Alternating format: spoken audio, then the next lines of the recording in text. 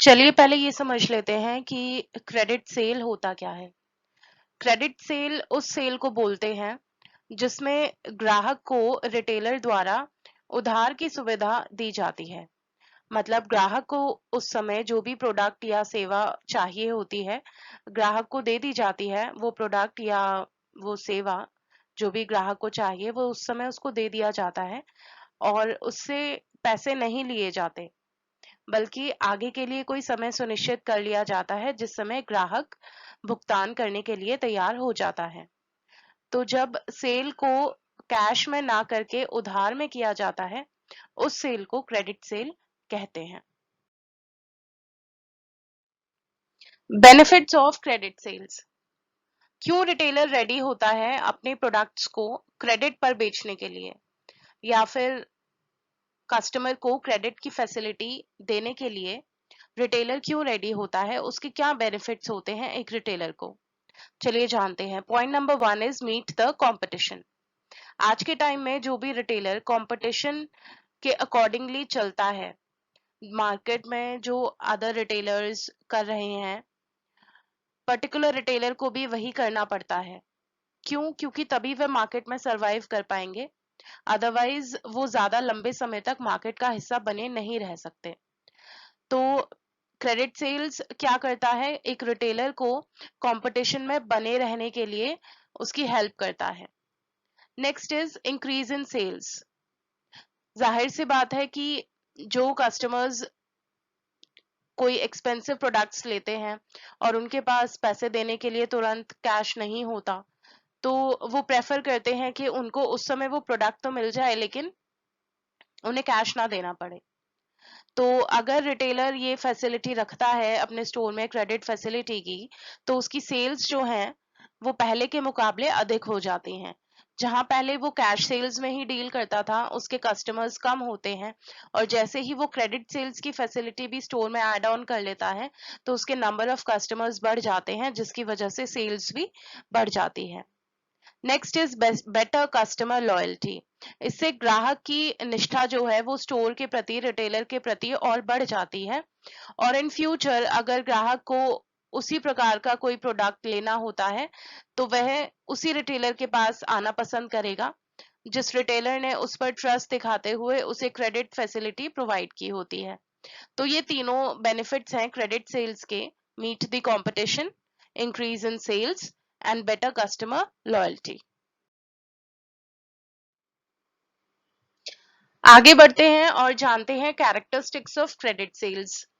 Characteristics of credit sales means credit sales की विशेष बातें। The transferor normally deals in goods and services. Transferor जो word है यहाँ पे रिटेलर के लिए यूज किया गया है। मतलब जो भी रिटेलर क्रेडिट की फैसिलिटी दे रहा है उसके पास गुड्स और सर्विसेज मौजूद होते हैं और वह उन्हीं की डीलिंग कस्टमर से करता है। Next is the title of the goods lies with the seller before it is sold on credit. जो राइट होता है यानी जो अधिकार होता है ये डिसाइड करने का कि गुड्स को हम क्रेडिट पर दे सकते हैं या नहीं, या फिर कौन से गुड्स को क्रेडिट पर दे सकते हैं और किस गुड को क्रेडिट पर नहीं दे सकते, इसको सेलेक्ट करने का जो राइट होता है, अधिकार होता है, वो सेलर के पास यानी रिटेलर के पास ही होता है। Next is there are fewer formalities specially in case of open account. कई बार क्या होता है कि कोई नया ग्राहक है, नया कस्टमर है, या फिर वो कस्टमर तो पुराना है लेकिन फर्स्ट टाइम कोई भी प्रोडक्ट क्रेडिट पर फर्स्ट टाइम ले रहा है। तो ऐसे केसेस में कुछ फॉर्मेलिटीज होती हैं, कुछ डॉक्यूमेंट्स चाहिए होते हैं, क्योंकि क्रेडिट का अकाउंट ओपन होना होता है। तो आधार कार्ड, पैन कार्ड, मोस्टली ये डॉक्यूमेंट्स वेरिफिकेशन के तौर पर चाहिए होते हैं। Next is it is usually extended for 3 months.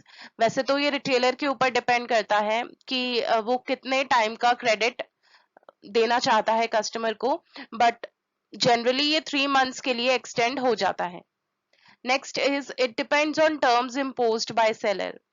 Seller की मतलब रिटेलर की अपनी ही कुछ टर्म्स एंड कंडीशंस होती हैं क्रेडिट फैसिलिटी देने के लिए। No security is required. सुरक्षा के लिए कुछ भी कस्टमर को डिपॉजिट नहीं कराना होता क्रेडिट सेल्स में। It can be facilitated with different financial institutions with easy terms and at continuous rate. आसान शर्तों पर और निरंतर दर पर कई वित्तीय संस्थाएं हैं, मतलब फाइनेंशियल इंस्टीट्यूशंस हैं जो आजकल कस्टमर्स को ये फैसिलिटी प्रोवाइड करती हैं क्रेडिट सेल्स की।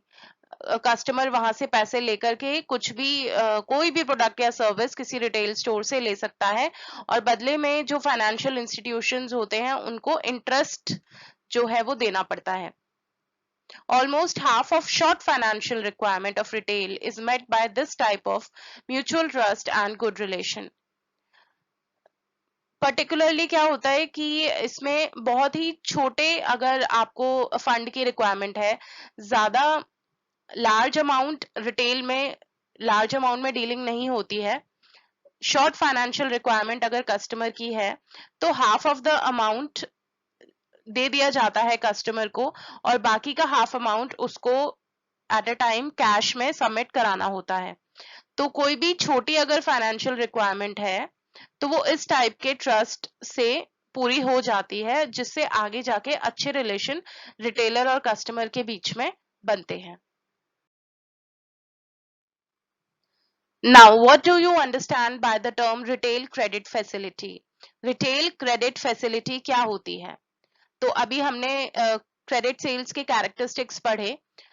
रिटेल का मतलब आप ऑलरेडी जानते हैं, क्रेडिट का मतलब उधार होता है और फैसिलिटी का मतलब सुविधा। तो रिटेल क्रेडिट फैसिलिटी क्या हुआ? It is a financing method which provides a loan facility to retail consumers for purchasing goods and services.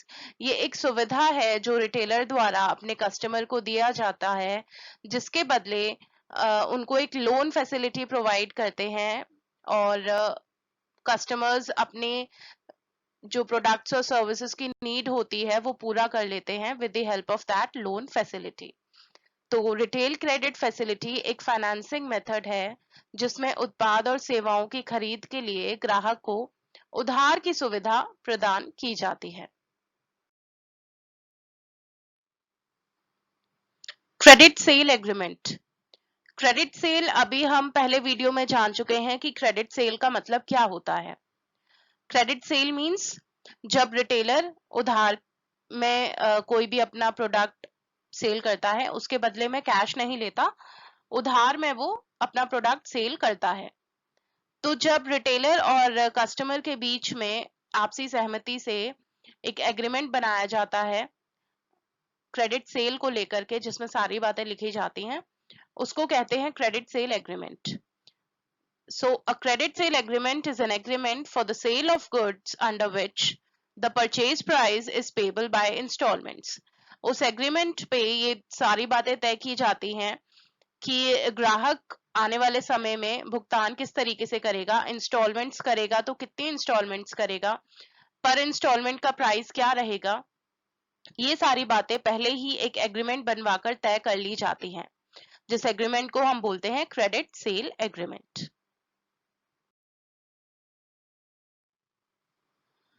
Essential elements of contract of cell.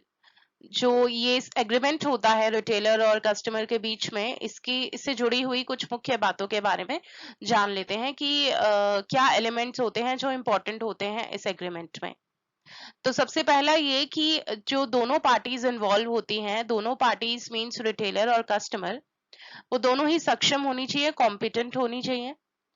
Agreement करने के लिए दे मस्ट बी कॉम्पिटेंट। दोनों की consent होनी चाहिए, उनकी मंजूरी होनी चाहिए, उनके ऊपर किसी प्रकार का प्रेशर नहीं होना चाहिए। And the object of contract must be lawful. जो भी उद्देश्य है उस एग्रीमेंट का, वो सारी बातें कानूनी रूप से वैध होनी चाहिए, मतलब वैलिड होनी चाहिए। Next element of contract of sale is bilateral contract. Bilateral contract का मतलब होता है कि एग्रीमेंट के लिए एटलीस्ट दो पार्टीज का होना जरूरी होता है। तो कॉन्ट्रैक्ट ऑफ सेल होता है जो ये एग्रीमेंट जो बनवाया जाता है, इसके लिए भी ये कंडीशन होती है कि दो पार्टीज एटलीस्ट प्रेजेंट हो। तो इसमें फर्स्ट पार्टी रिटेलर और सेकंड पार्टी जो होता है वो कस्टमर हो जाते हैं। इसलिए बायलेटरल कॉन्ट्रैक्ट में ये जो टर्म है, इट मीन्स कि there must be at least two parties at the time of agreement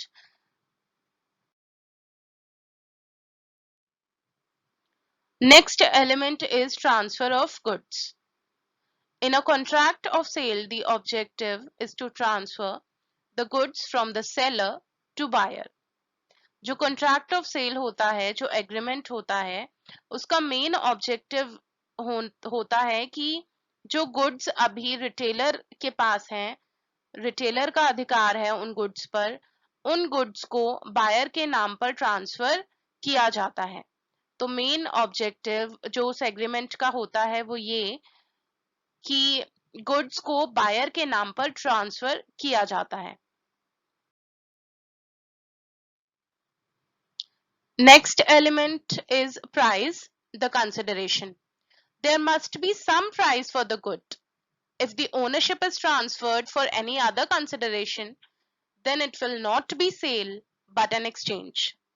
जो एग्रीमेंट होता है कॉन्ट्रैक्ट ऑफ सेल का, उसमें प्रोडक्ट का जो प्राइस होता है, जो एग्रीमेंट पर लिखे जाने वाला होता है, उसको पहले ही रिटेलर और बायर के बीच में डिसाइड कर लिया जाता है। जो एग्रीमेंट बनेगा उसमें ये लिखा जाएगा कि जब भी ग्राहक भुगतान करेगा तो वो पैसों में ही होगा, किसी अन्य चीज में नहीं। अगर कोई और चीज दी जाती है प्रोडक्ट के बदले में तो फिर वो सेल नहीं कहलाती, वो एक्सचेंज प्रोसेस होता है। तो यहाँ पर एक्सचेंज नहीं हो रहा, प्रोडक्ट के बदले में पैसे ही दिए जाएंगे। इसलिए प्राइस एक बहुत इंपॉर्टेंट एलिमेंट है कॉन्ट्रैक्ट ऑफ सेल का। पैसों के बदले ही रिटेलर प्रोडक्ट को सेल करने के लिए तैयार होता है। आज के सेशन में हमने ये सीखा कि क्रेडिट सेल क्या होती है, कॉन्ट्रैक्ट ऑफ सेल क्या होता है और उसके एलिमेंट्स क्या होते हैं। यूनिट 2 का सेशन 1 बस यहीं तक था। Thank you.